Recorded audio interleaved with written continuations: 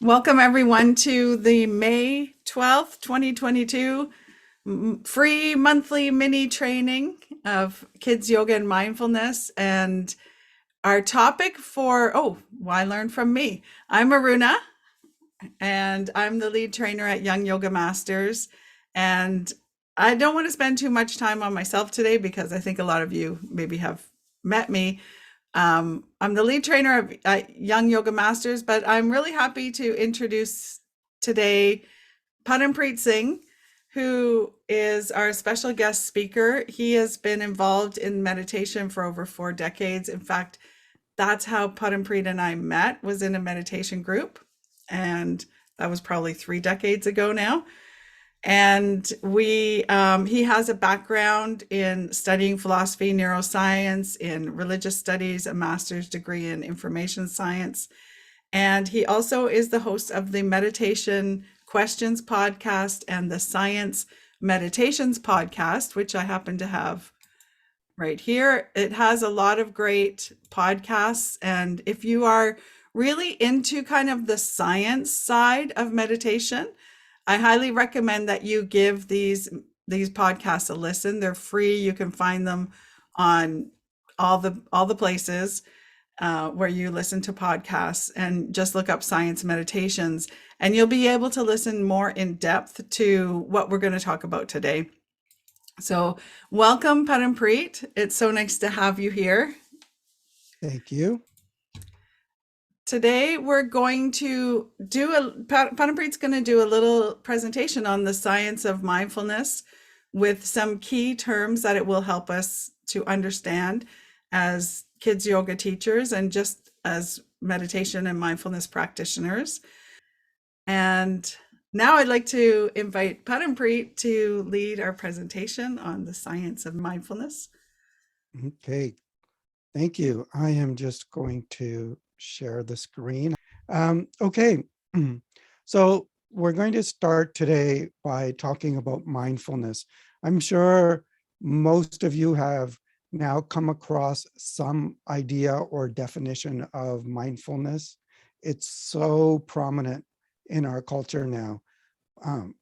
The idea of meditation is very common now, but specifically currently in our culture, the type of meditation that is most discussed is mindfulness.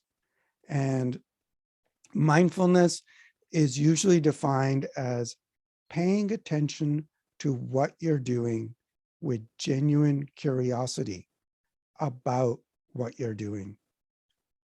Paying attention non-judgmentally. So we don't talk about or think about whether what you're doing is good or bad. We're just watching it and noting it and being aware of it. And another important component of modern mindfulness has been adding on to that idea that we pay attention with kindness and love.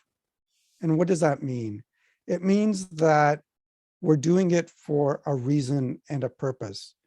And when we bring the feelings of kindness and love to our own actions, but also to our own awareness, there's a whole bunch of biological, neurological processes that are triggered by that really help us to control our thoughts, our feelings, our behaviors, our emotions, all of that. So that's what the objective of modern mindfulness is. And we're going to go a few steps backwards to see where this idea of mindfulness actually came from before we jump forward to mindfulness and the science that we know about currently. So what is the history of mindfulness? It's a Buddhist concept, and it comes from the Pali term sati. Pali is an ancient Indian language, and most of the Buddhist sutras, which are, we can say like the Buddhist meditation texts, we could say religious text. They're not quite scriptures, but they're religious and ethical texts. They're all written in a language called Pali. And sati is the root of the modern term mindfulness.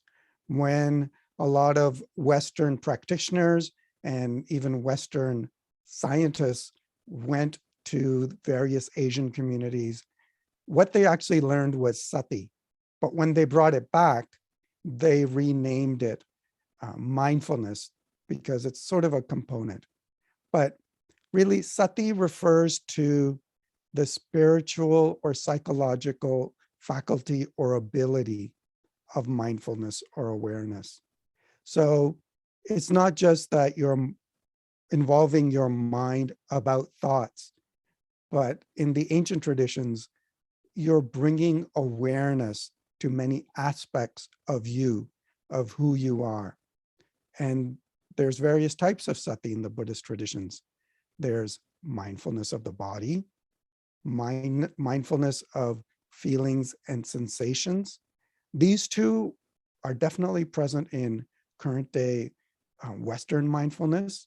They're the prominent ones, but the ancient forms of mindfulness also talk about mindfulness of consciousness. What does that mean?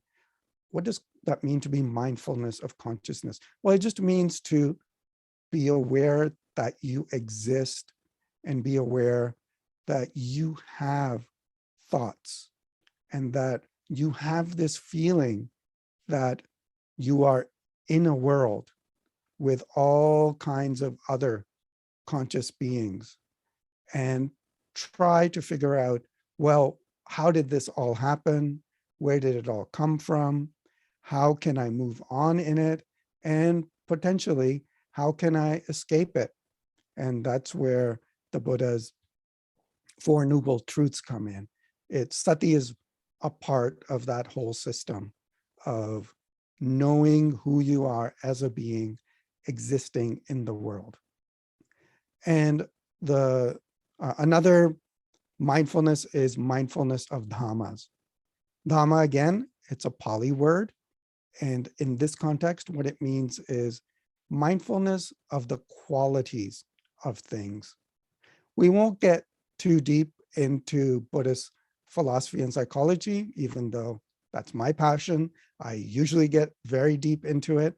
But just to make things simple, we can think of a dhamma as like, why is something a certain color? But then on top of that, we're trying to be mindful, why am I experiencing this thing as that color? So that's a quality, but we can think of other qualities like the shape of it, the heaviness of it, the aroma of it. So that's what it means to be mindfulness of dhammas. And Buddhist psychology, what they discuss is that all of these qualities are connected. They rely on each other. And when we look at one of these qualities, we can expand out to all of existence, all of being, and how our mind experiences that. So that's just some of the ancient history of mindfulness, that there's more than one type. If all you know is that there's more than one type and it comes from the Buddhist scriptures, that's like you're already far and ahead of what a lot of modern mindfulness practitioners may or may not know. Okay. The next idea to remember is that sati, or mindfulness, is just one type of meditation practice in the many types of Buddhist meditation practices. So it's not just being mindful that, okay, now that's all there is to meditation. There's other types of meditation as well. And there are a variety of meditation practices in the many, many, many Indian religious traditions. If some of you may not know that Buddhism actually originated in India. So even though it's not as prominent in India as it used to be at the time of its origins, it's still considered one of the Indian meditation traditions. So what are these other types of meditation, not just mindfulness? Well, you have chanting, you have movement, you have karma.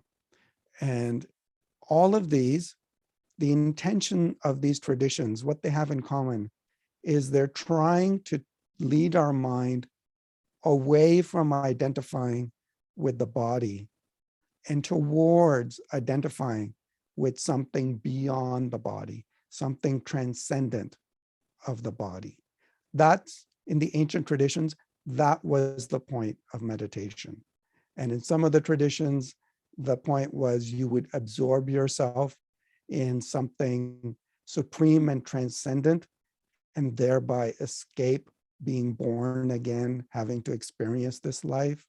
And in other traditions, it might be that you were able to escape the pain and suffering of having a body, even though there might not be some overarching transcendent being that you would become or join. But all of them, what they had in common is you have this body, you have all of these struggles and pains. We can use our mind, we can use meditation to help us transcend these pains and hopefully experience this life in a kinder, wiser, gentler way. So that's the history of mindfulness. Before we start talking about what the benefits and the science of mindfulness is, it's really important to point out that for the past few years, we've discovered that there are situations in which mindfulness is not a good idea. Not everyone should do mindfulness, and that's okay, because we have all these other ways of meditating that might work best for other people. I mean, some people do mindfulness. I do mindfulness regularly, and it works really well for me. I love it. I enjoy it. It does what I want it to do. But for other people, it might actually not do something beneficial. It might actually do something harmful. And some of the things are talked about in an earlier replay that Aruna did. It's the October 2021. You can check that replay in the training system that you go into do the check-ins. So what can happen? Well, sometimes when people have undergone trauma, that's the biggest one, you become aware of your body as something that is going to trigger fear, or it's going to trigger pain, or it's going to trigger anxiety. And when you start to use mindfulness on your body, you become hyper aware of those things. So when you become hyper aware of those things, then that triggering that's happening in your body also increases exponentially.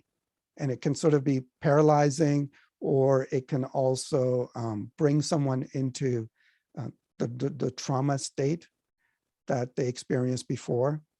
So it's not a good idea for those types of people to use mindfulness, especially focusing on the body. But for most people, it's a wonderful tool. Just like, if, I love sports.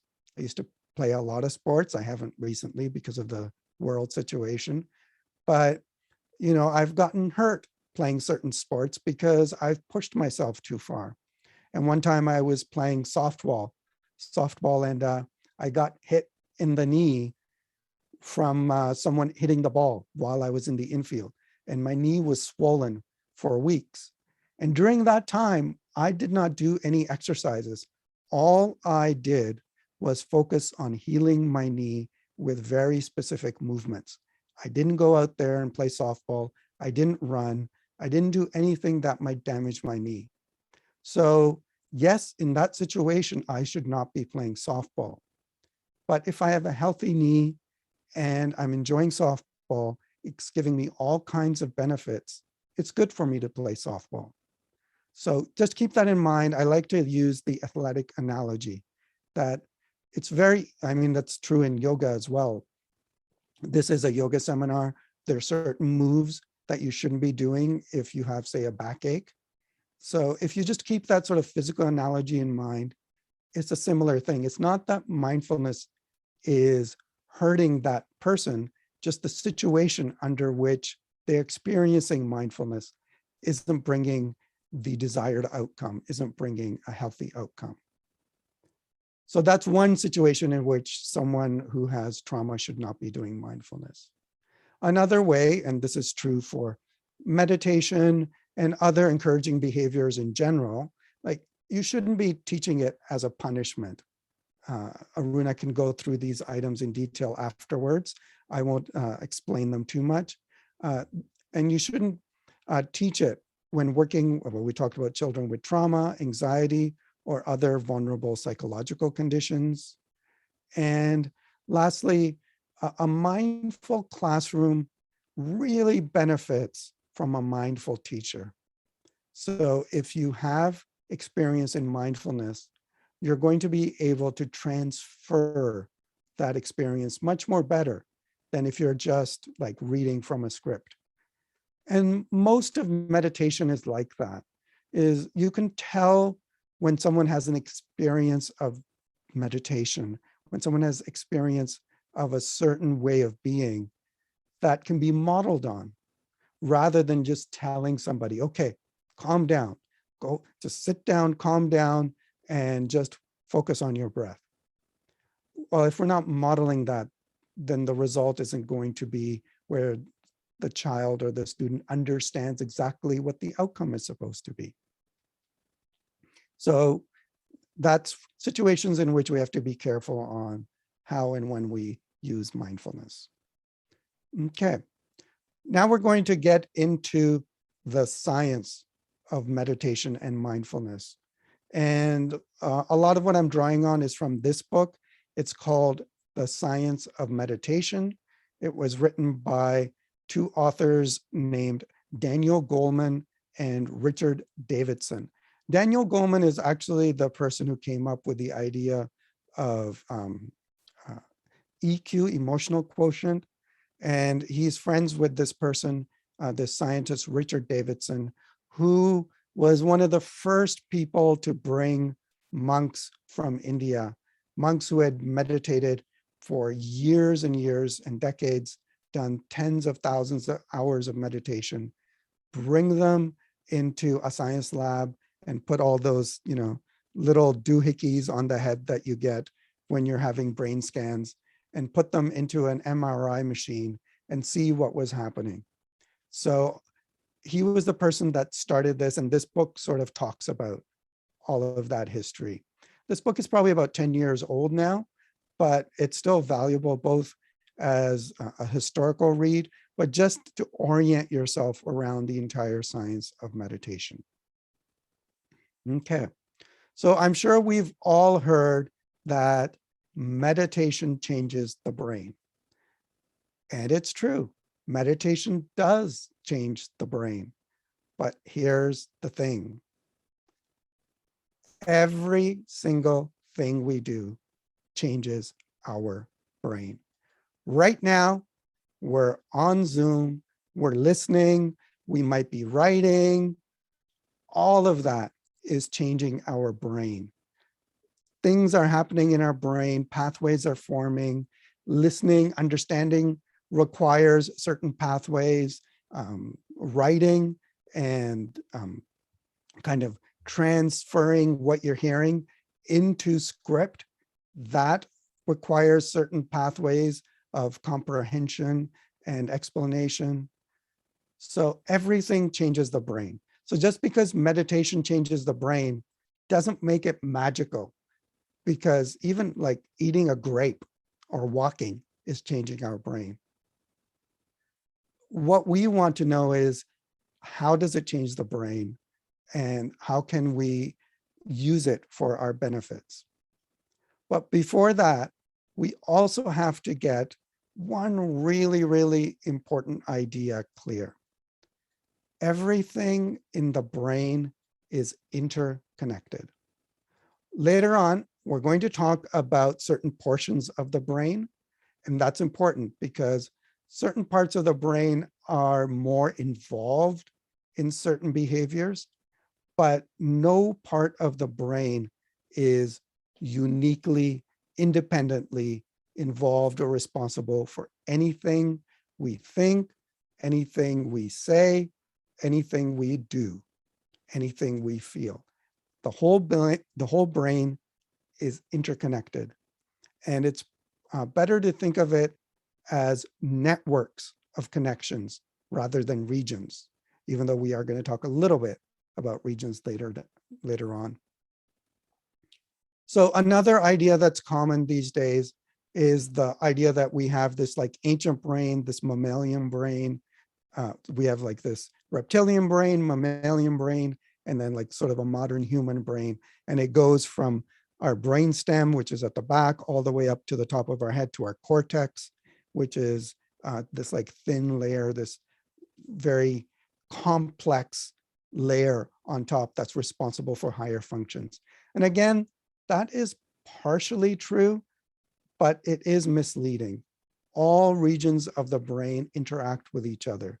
Yes, there is some bottom-up behaviors. Some things are triggered in more of the lower parts of the brain, and it sends signals up, and it causes us to act. But there's also top-down pathways as well. So what's happening in the cortex, everything that we've learned, can also make its way down and control the lower parts of the brain. This is really important. This is not said enough in modern talk about the reptilian brain versus the mammalian brains.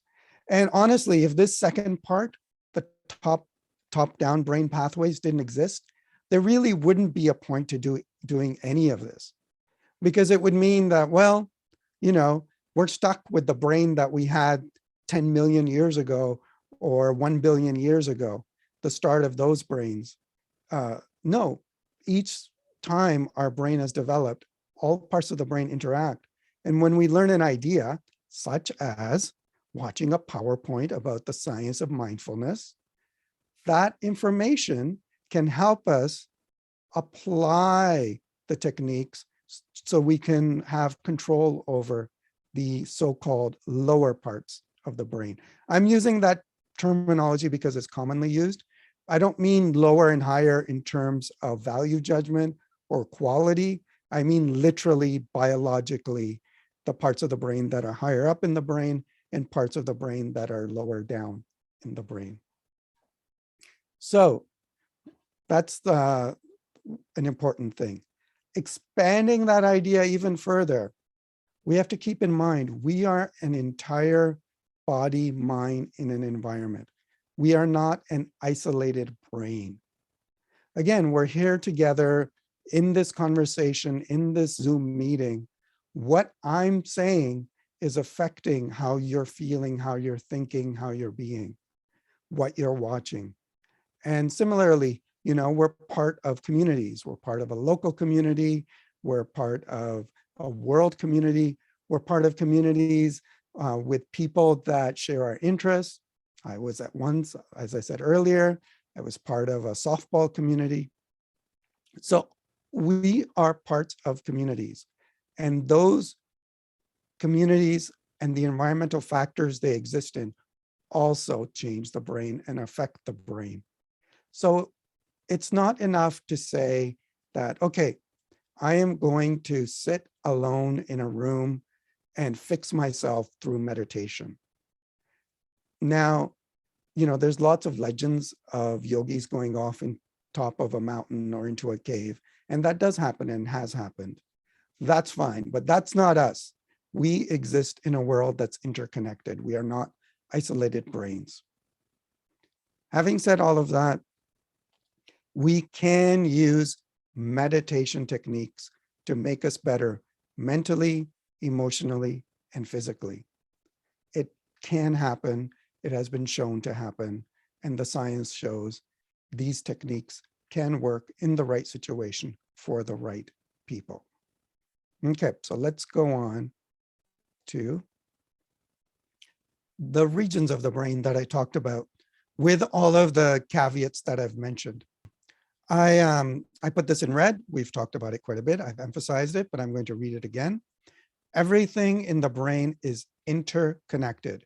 Networks, not regions, bottom up and top down brain pathways. All right. Having said that, there are areas of the brain that have shown to increase in size after regular meditation. And in that book that we talked about, um, The Science of Meditation, they looked at meditators that have meditated 10,000, 30,000, 40,000 hours. And they could see that these areas were increased depending on how long someone had meditated. But they also noticed that even a few hours of meditation, and by few hours, I mean like, let's say over a 1 month period, you meditate for an hour a day. They found the beginning of these processes. So it's not that we have to meditate that long. Any little bit helps, just like with physical education. You know, if you go for a walk one day and you walk 500 meters, and the next day you walk for a kilometer and so on, you can easily, within a couple of weeks, build up to multiple kilometers of walking. You'll notice a change in your muscles, in your legs. Similarly with the brain, you will start to notice a change even after a few hours of training. So they've noticed the left hippocampus. That's the area that's responsible for learning. The posterior cingulate, and that's the area that's responsible for wandering thoughts. Well, I was going to say wandering thoughts. That's what I meant to write, but that works too. Wondering thoughts, like what are you wondering right now? And where is your mind wandering?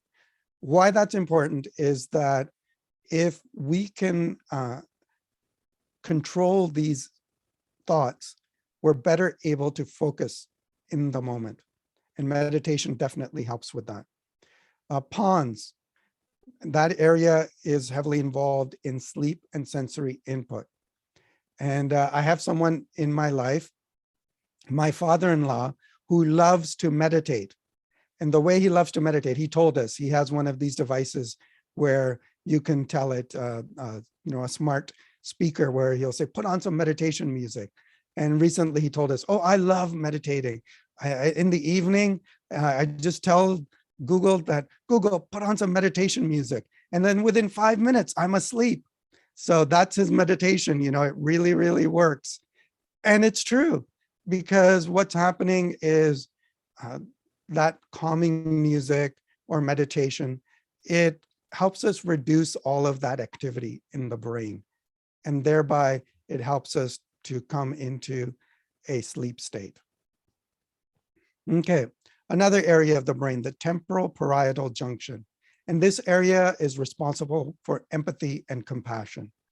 One thing I have to emphasize is that there are specific meditations, mindfulness meditations, like the loving kindness meditation, that help develop these areas.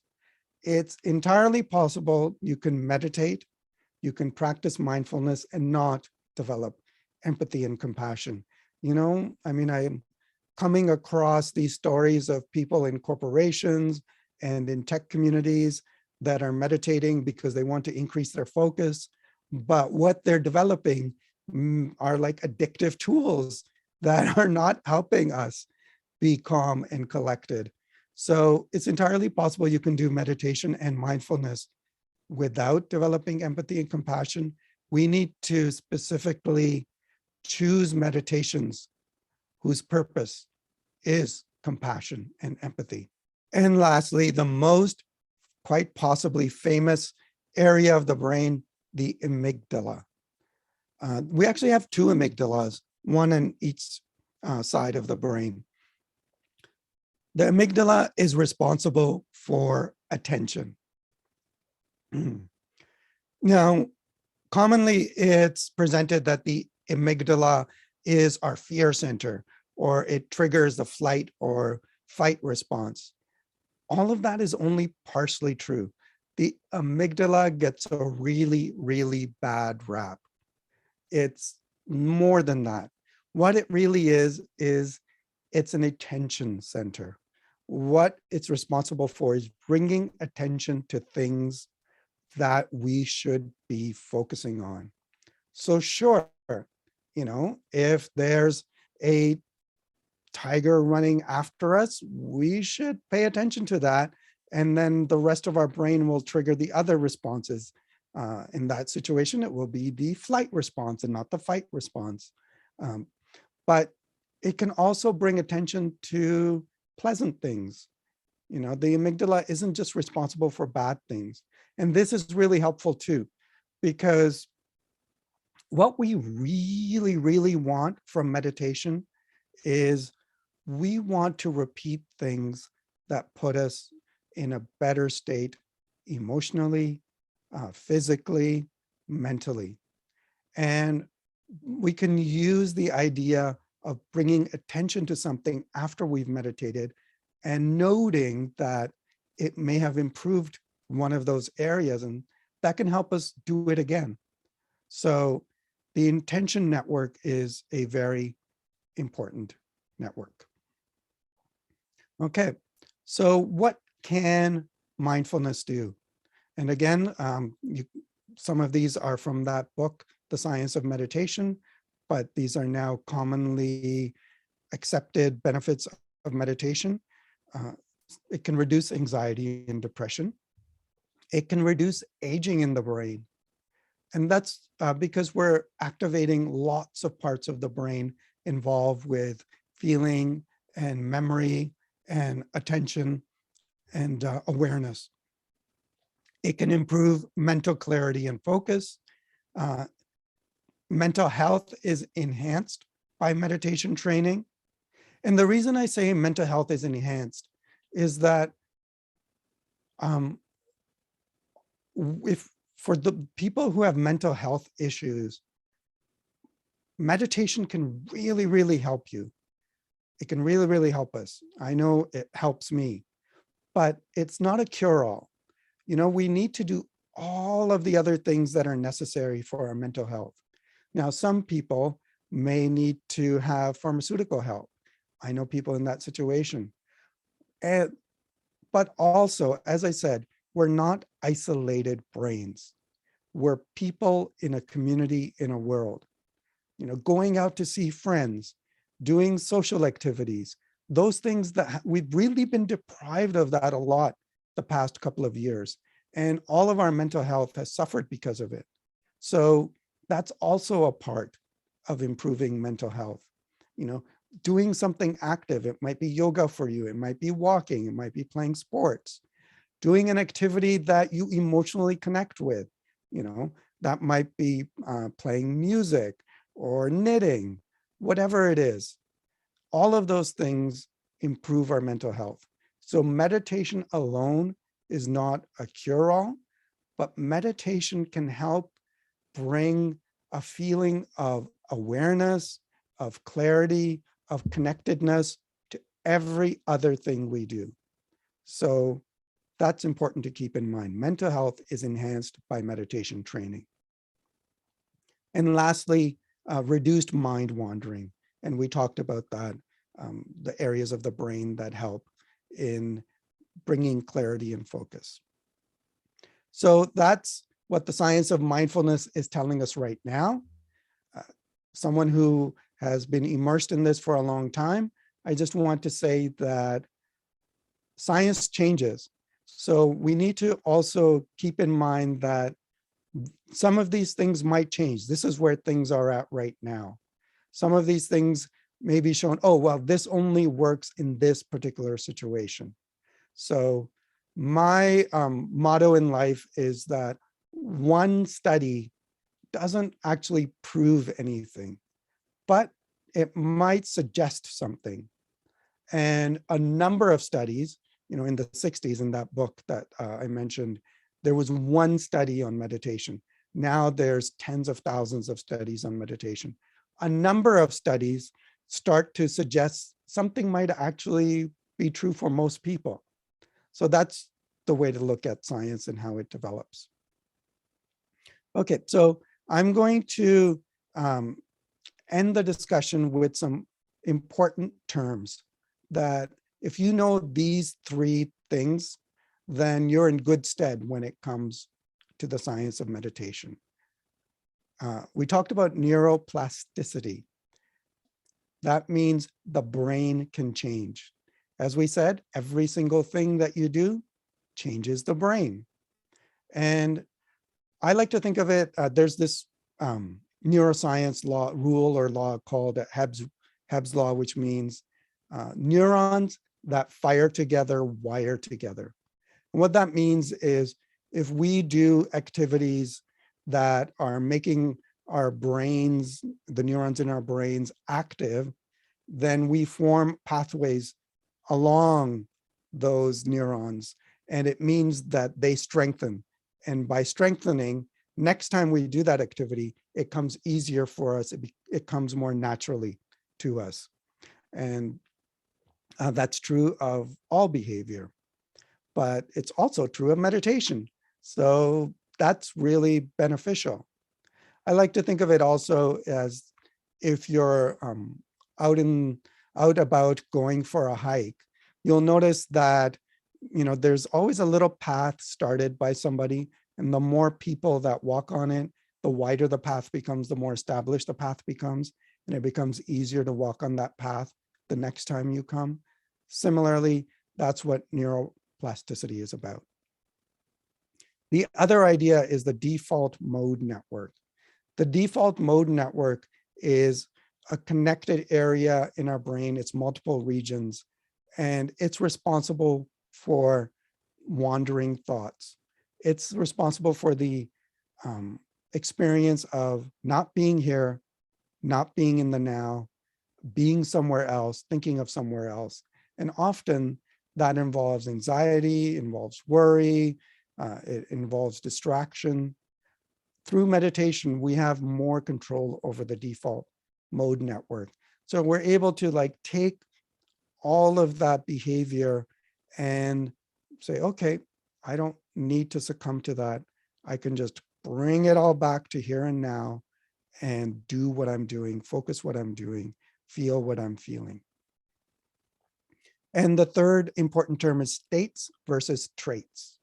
Again, that's from that book. And what that's saying is, often we'll experience an emotional state.